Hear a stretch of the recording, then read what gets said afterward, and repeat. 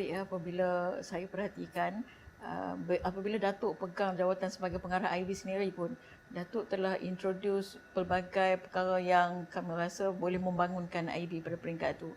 Mungkin yang paling besar yang Datuk bangunkan adalah Premier Center, di mana di dalam tu kita bangunkan pembangunan organisasi, pembangunan individu, master trainer kita pun diserlahkan pada waktu itu bersama dengan repository yang baru kita mula nak tubuh dan memperkayakan.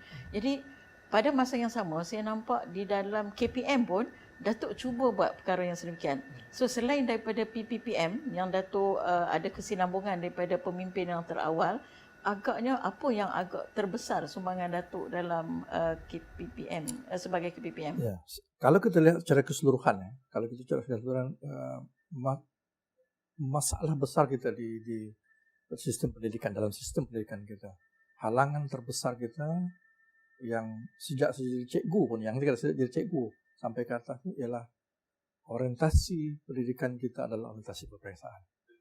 Yang itu cukup sistemik. Cukup sistemik. Semua kita, semua warga guru yang ada di luar itu, semua pemimpin sekolah, semua konsep peperiksaan ni. Tapi tak ada seorang pun yang berani nak merubah benda itu. Benda itu sebenarnya, sebab itu saya kata sistem ini. Kalau dia kecil, kita boleh kawal. Sistem ini kalau dia kecil, 2-3 orang, kan, boleh kawal. Tapi bila sistem itu sudah besar, sistem akan kawal kita. Kita tak kawal sistem. Kita tahu benda tu ada yang tak kena, tapi oleh sebab kita sistem tu dah mengawal kita, kita follow sistem punya. Sama dengan peperiksaan ini. Bila dia dah jadi besar, dia mengawal kita dan dia bukan setakat di sekolah ataupun di PPD, di JPN dan kementerian. Seluruh masyarakat kita begitu. Jadi kalau kita nak mengubah benda pemikiran seperti itu, is a gigantic punya effort lah. Tetapi saya tidak mengalah. Sebab itu langkah yang saya rasa paling strategik pada ketika itu ialah mengembalikan sistem pendidikan kita kepada trustnya, ialah bukan kepada berorientasikan peperiksaan, tapi berorientasikan the growth oriented pembangunan murid itu. Itu dia punya falsafahnya. Orang semua setuju, tapi how? Ditanya bagaimana kita nak buat? Nah, saya bila kita nak sampai how ni, sistem pendidikan kita ingat ya, bila kita buat perubahan, jangan sekali-kali kita buat perubahan itu introduce something new. Akan jadi lambat lagi dia punya proses itu. So, saya menggunakan pendekatan, saya gunakan apa yang telah kita buat untuk merubah daripada peperiksaan kepada growth oriented. Sebab itu saya menjadikan strateginya ialah pentaksiran berasaskan sekolah itu. Pentaksiran berasaskan sekolah ini asas yang kita terjemah, yang kita buat dalam tahun 2009 itu. Bagus. Dia punya falsafah prinsipnya dia sebab itu kalau kita tengok PBS itu ialah mekanisme kita untuk menterjemahkan falsafah pendidikan negara. Orang lupa tu.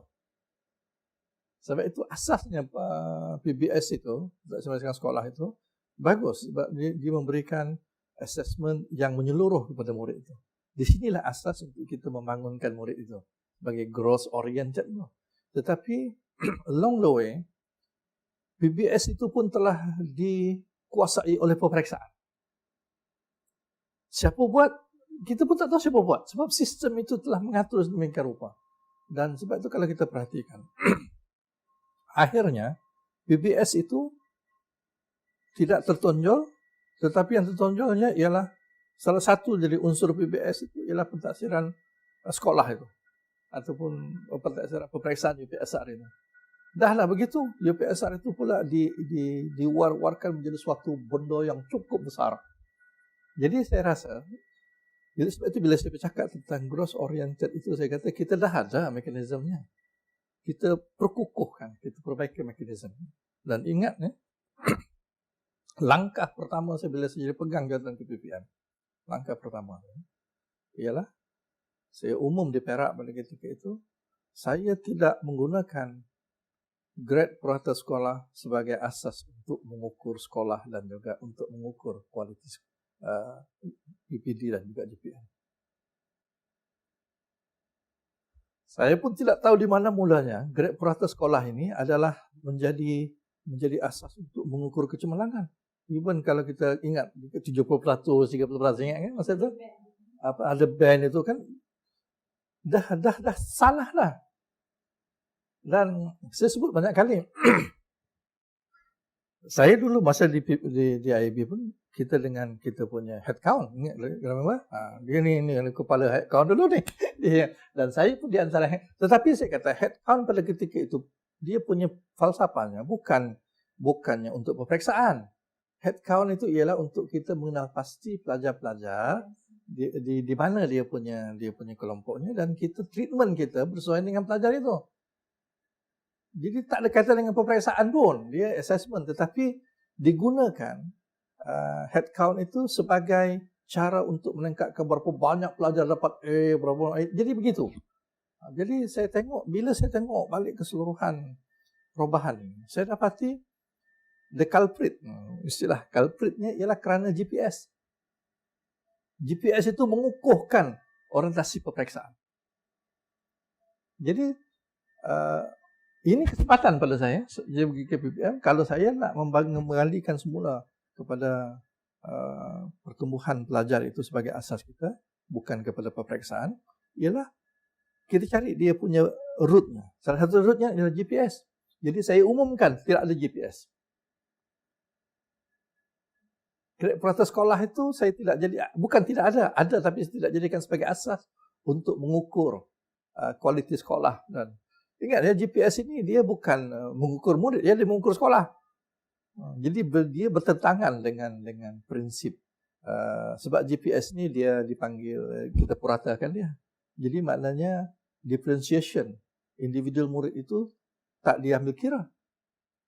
Dan sebab dengan adanya GPS kita perhatikan, cikgu guru sekolah memikirkan, pemimpinnya memikirkan bagaimana nak dapatkan C. Banyak. Sebab dia nak tingkatkan dia punya grade purata tu. Akhirnya budak yang di bawah ni tertinggal. Betul? Betul kan? Yang betul. Jadi itu di antara benda yang kita kena pecahkan.